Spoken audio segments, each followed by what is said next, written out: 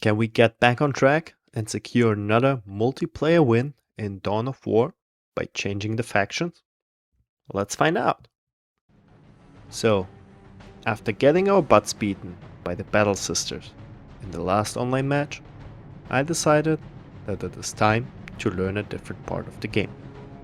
So, naturally, we went with the poster boys of the Imperium, the Space Marines. The main idea behind the switch was I wanted to be more flexible and not necessary to have to push all over the map like I have to do with the orcs. Let's remember they are very requisition hungry, and I was hoping with the Space Marines to be a little bit more modest with them. From what I read online, the Space Marines are also a great starter faction, and because they will be also present in the upcoming Dawn of War 4, honestly, it was a no-brainer to freshen up our Space Marine skills. As fortune wanted it, we were up against a fellow Space Marine player, so it would be a perfect learning opportunity. We decided to go with the classic opening. Start with the barracks and get some scout units on the way to capture outposts. With every captured outpost, we wanted to build a listening post so that we will not be taken away easy. While doing that, we also started building our commander as well as a Space Marine unit. The idea was to have them slowly push towards the enemy base and pull him away from the middle posts. It looked like our opponent had the same idea, and so our troops clashed very early on. By minute 3, we had our first decisive fight. His scout units were tracking down my scout units. We chose a position of tactical advantage and were able to mitigate our disadvantage in numbers and push them back. It also helped that our commander unit was able to get some good melee damage in. Relatively quickly, he came back with a commander on his side, but we were able to concentrate all of our shooting on his commander. At this point, I must say, I was very proud in my decisions. It seemed like we were starting to get the upper hand in this battle. His commander unit was defeated and his army was decimated to a minimum. I think it was only 2 or 3 Space Marines at this point. And our army was more or less unharmed. We were able to get the necessary upgrades through our armory, and we were taking down his first listening post. I think this is when I did my first big mistake in this matchup. After capturing the outpost, or trying to capture the outpost, I should have continued pushing forward. As you see in the replay here, he was on the back foot with a small army and little resources left. Instead, we decided to take it slow, capture the outpost, and maybe improve our economy. Well, hindsight is 2020 as we know, but at this point I truly believe I was being smart and strategic and leveraging the economic advantage. Because let's not forget, the main point why I wanted to play with the Space Marines was that I don't have to push all the time and get map control all the time. But I think this is one of the more important lessons from this match that I should take with me. Dawn of War is always about map control, no matter what faction you play. So, relatively soon after that, around minute 8-9, we went to tier 2 and started improving our squads immediately. Getting a squad lead in every squad, as well as the heavy boulders, helped us in the mid game. It also kept our opponent away, which was a big factor later. However, this came not without costs.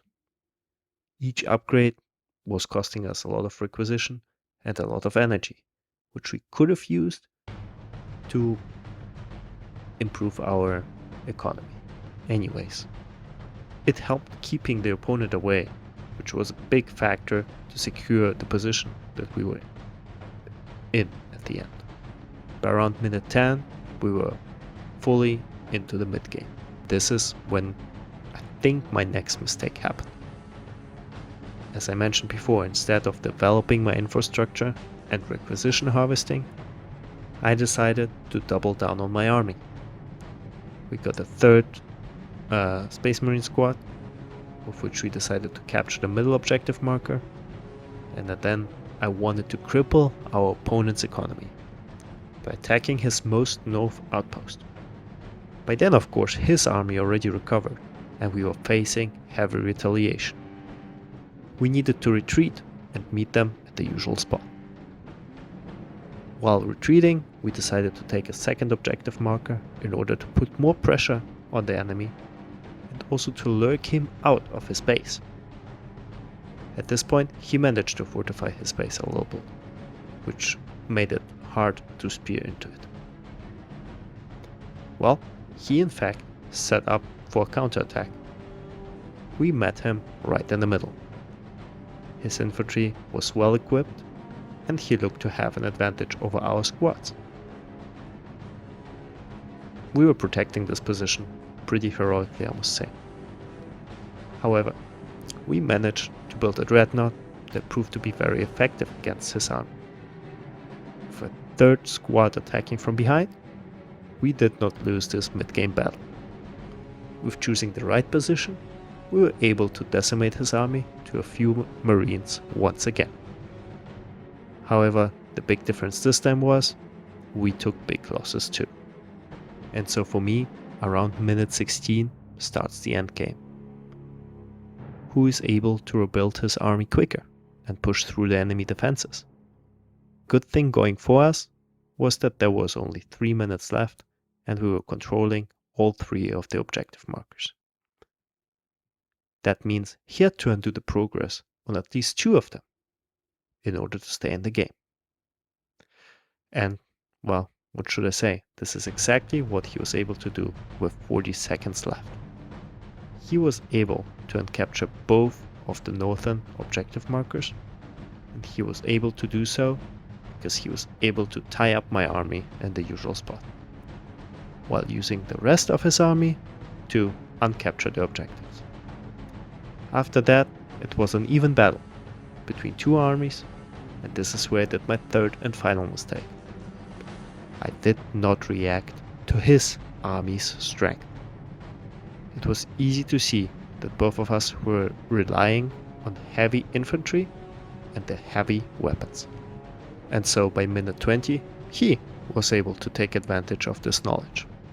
By investing into the land speeder Tempest, he basically bought the winning unit.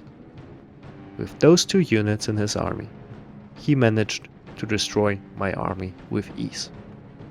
And while we are watching the downfall of a pretty amazing battle, I must say, we lost this battle ourselves. Our opponent outlived every single bad situation we put him in, while also recognizing what type of army we were running. At this point, it did not help that I tried to build a land speeder on my own. His army was simply too strong at this point. He chose the conservative way and started capturing all of my listening posts first. But to be honest, at this point, he could have just went into my base and deleted it. After uncapturing all of my listening posts and saying that, like crippling my whole economy, he moved into our base, and without an army to defend it, he had won this battle. But, as I was mentioning before, the main mistakes that we did were early on. The last battle was just a logical consequence.